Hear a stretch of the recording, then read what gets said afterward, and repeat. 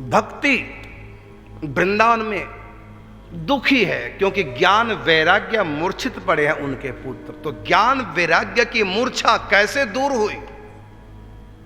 और ग्रंथों का पाठ किया देवऋषि नारद जी ने। थोड़ी देर के लिए चेतना आई, जब तक पाठ चला तब तक होश में रहे। जो ही पाठ देवऋषि नारद जी बंद करते हैं फिर बेहोश होकर गिर पड़ते हैं। परमानेंटली इनको होश कैसे आए? आकाशवाणी हुई सत्य कर्म करो। सब ऋषि मुनियों से पूछा सत्य कर्म क्या है? अंत में बद्रिकाश्रम तपस्या करने गए। तपस्या से मैं इस ज्ञान को प्राप्त करूंगा। कौन सा वो सत्य कर्म जिससे ज्ञान वैराग्य की मूर्छा सदा के लिए दूर हो? और जो ही तपस्या करने के लिए बद्रिकाश्रम गए, वहीं उनको दर्शन हुए अपने बड़े भ्राता श्रियों के, सनक सनंदन सनातन और संत कुमारों के। और इनको देखते ही संत कुमार बोले कि देवऋषि, आज आपके मुख पर ये विषाद की कालिमा जो हम देख रहे हैं, इसका कारण क्या है?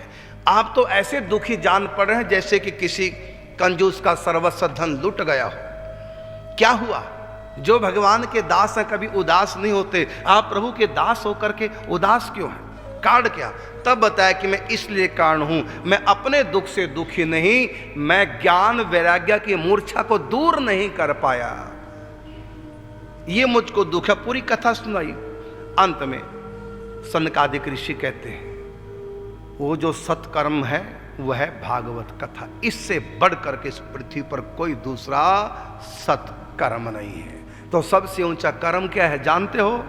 कथा को सुनना, पढ़ना और कथा में जो लिखा है उसका भीतर चिंतन करना। इससे बढ़कर के दुनिया में कोई सत्कर्म नहीं।